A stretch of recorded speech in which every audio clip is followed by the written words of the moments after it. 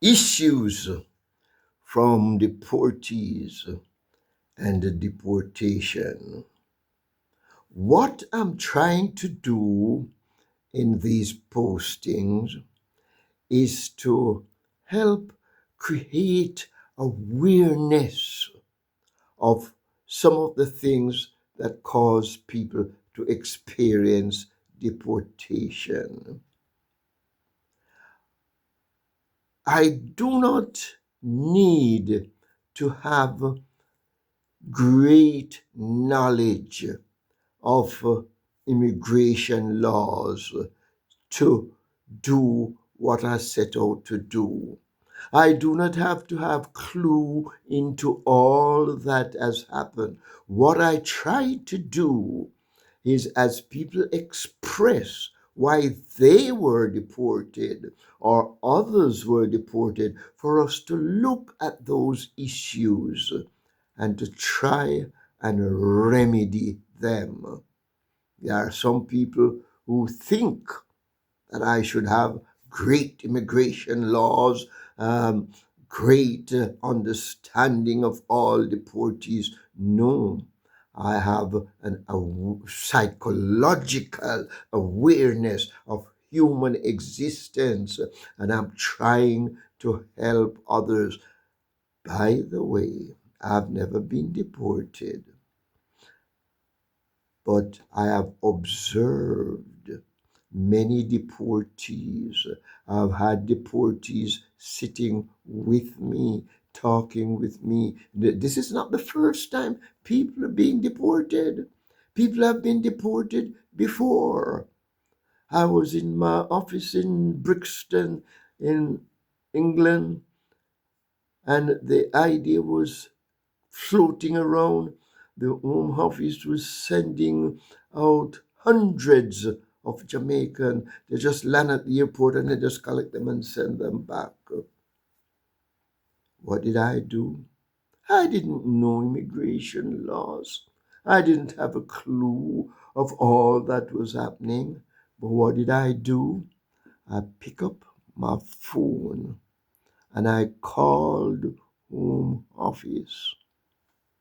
And I said, please, I'm trying to understand what's going on. I identified myself already, told the person I'm speaking to who I was, what I do, how I was attached to some people, and so on. The person treated me very nicely. And the person outlined to me, said, Pastor Henry, some of these people coming in, they don't have an address to go to. They don't have any money. They don't have any letter of recommendation. And name it, and they didn't have it. So how can we allow people like those to flood the country? I check around otherwise, and I discovered that that was the truth. Now, how can I begin to blame those who decide that such people could not be in their country? I am not saying that there are not prejudices. I'm not saying that there are not deliberate efforts set by to deport and to get rid of some people. No, that's not what I'm saying.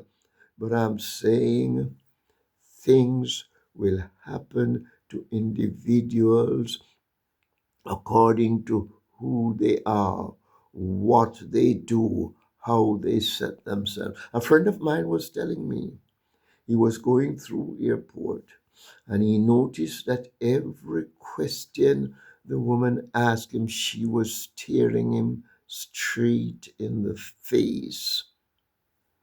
When he was through, and he passed the test and was able to go through. But she told him nicely, we sit here and we read body language. And when you answer, we observe how. We observe the pauses you make. That's what we're trying to help people to understand.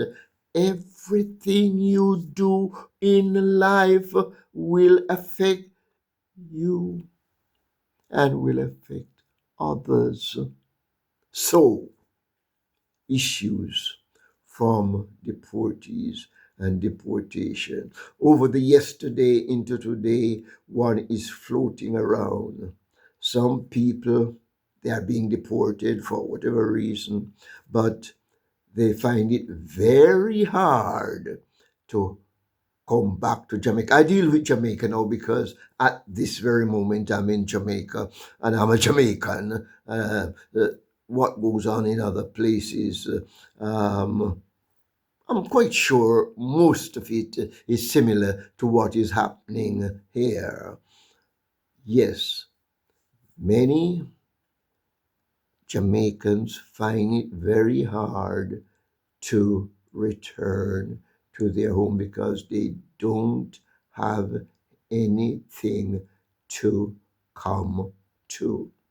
And those who are looking at that issue, they realize that many of these people, they spend their time there and whatever little money they gathered, they would send it to their friends, their families, and all sort of well-wishers out here. They send them barrels, they send them this, they send them the other. Some of them send the money to help build the houses. There is nothing for them to come to at the moment. I did a very nice video with my daughter-in-law telling some people about sending money to friends and relatives. You can look for it on the Shelly Hands videos. So, the moral of the story, as some people would say, do not allow kindness to destroy you. Do not allow kindness to destroy you. Mhm.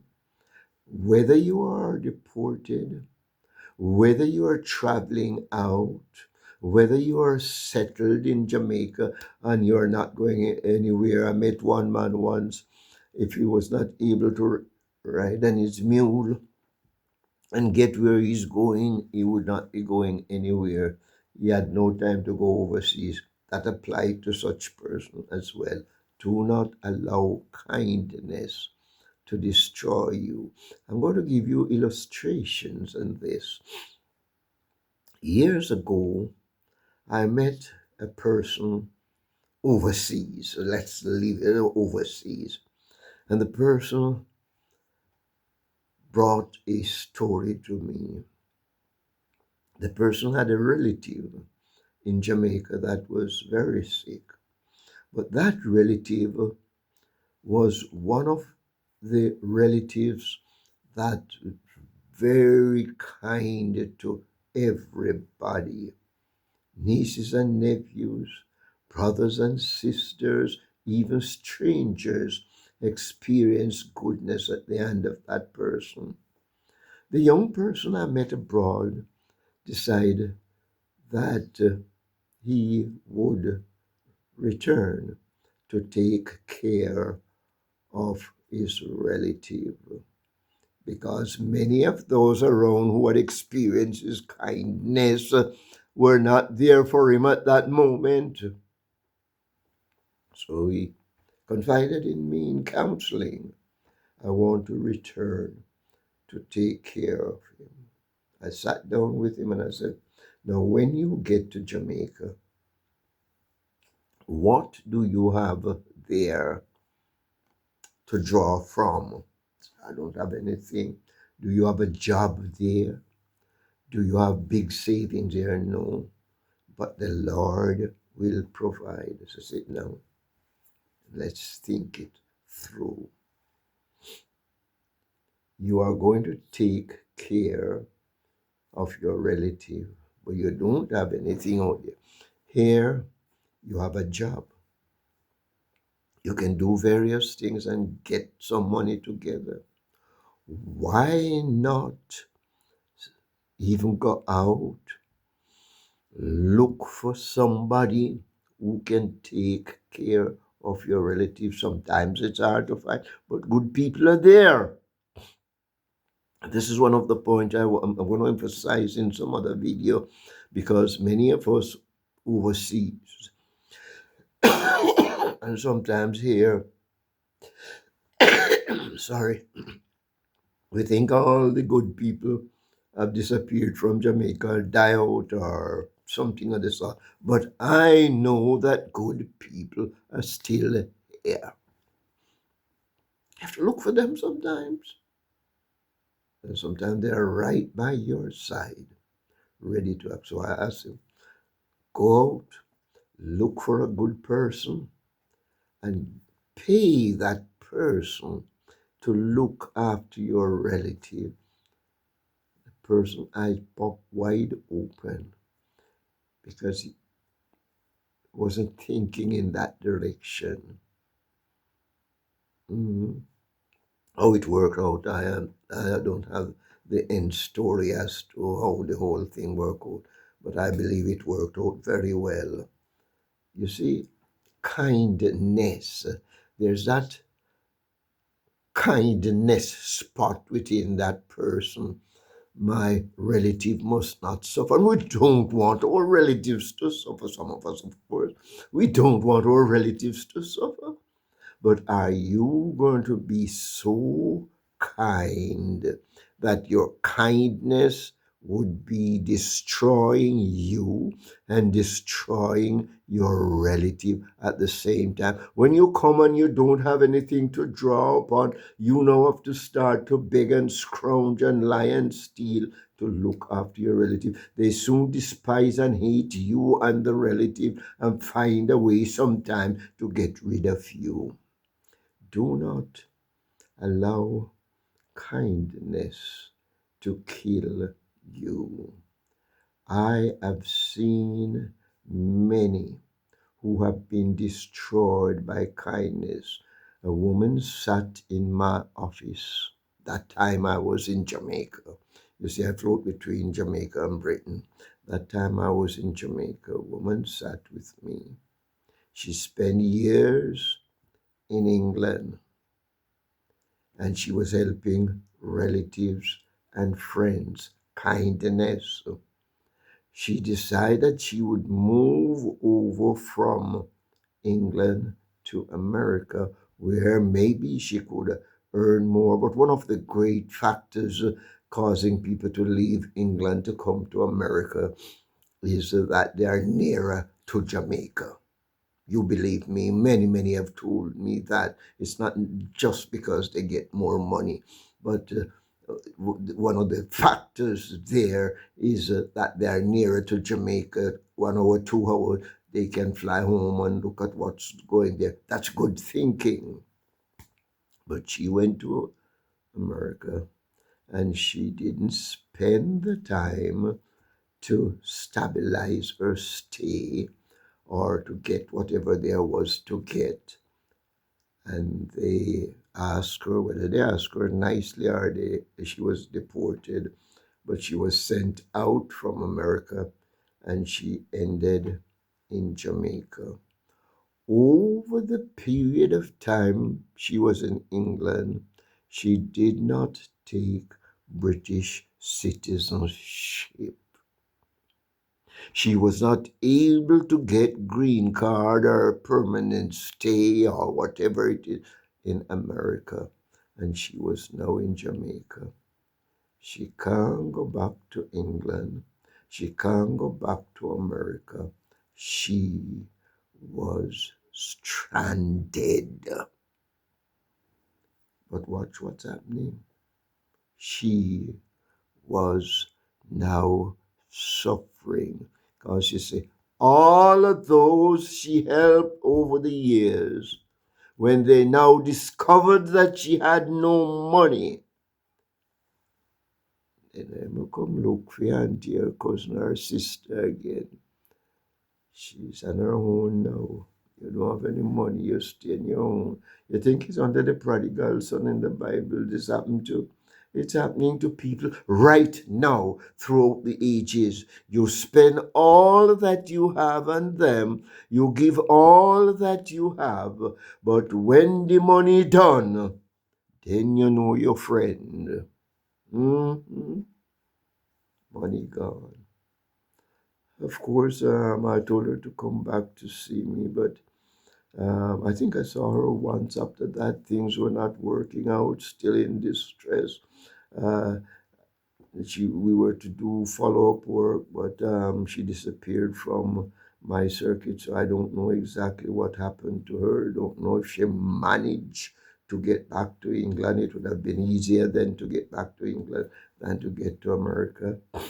But you see, kindness, the kindness factor. We must be kind, but be kind with discretion, be kind with understanding. That is why some people cannot even understand God in His great mercy and love when He have to withdraw Himself from some people and He have to take some people out of existence sometimes.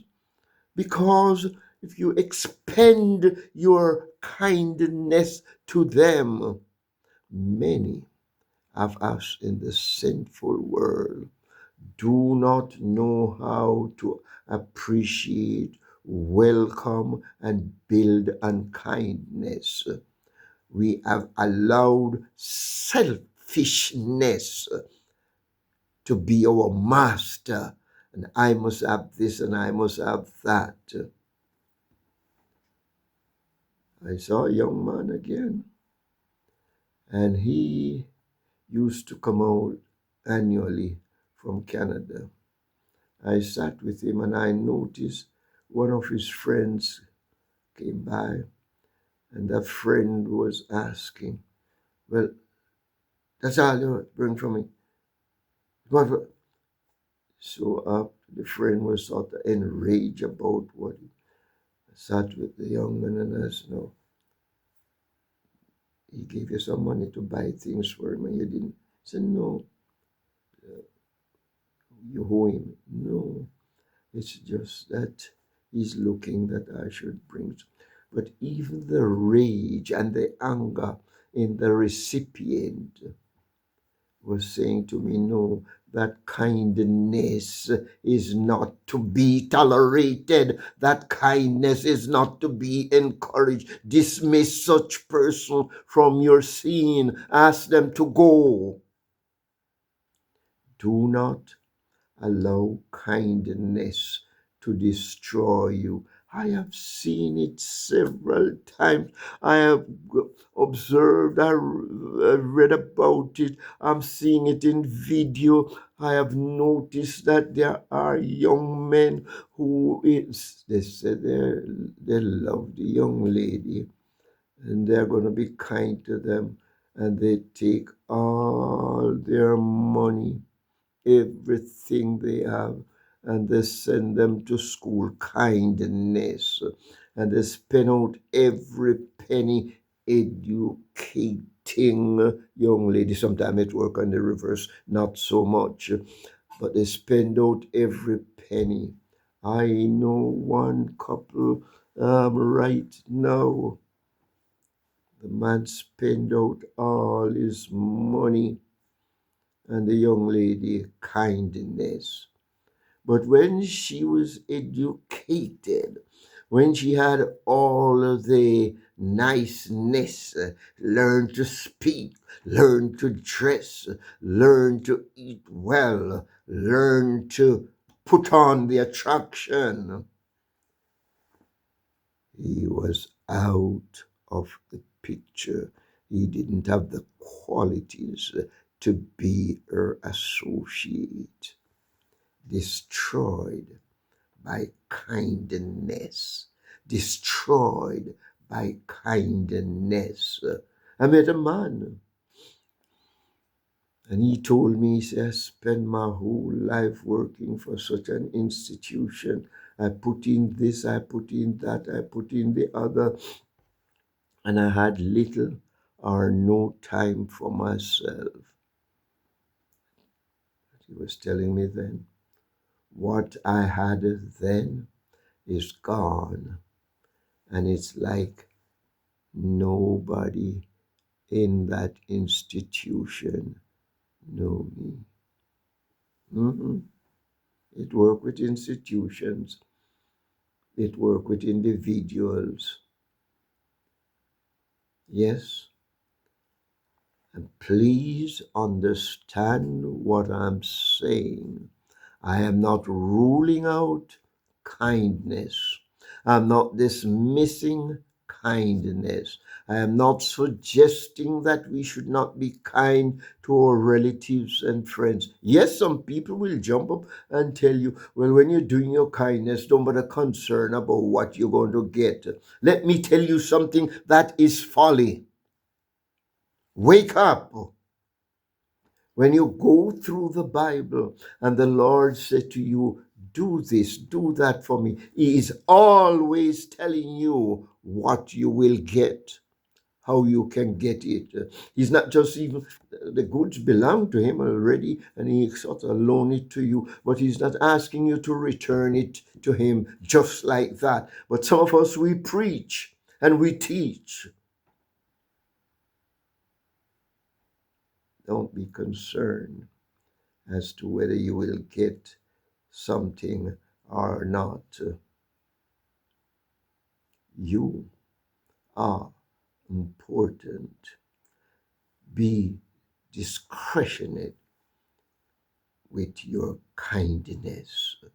Be kind in wisdom. When you are offering kindness, do it prayerfully. Do it with great observance. Some of those people, others were kind to them before, and when they had all that they could gain, they turn on those people. Kindness. I've experienced some of it myself. Kindness. I took out my money, loan to people. When they get your money, you see them no longer. They're hiding away from you. Some of them even wishing that you drop dead. Kindness. Do not allow kindness to destroy you.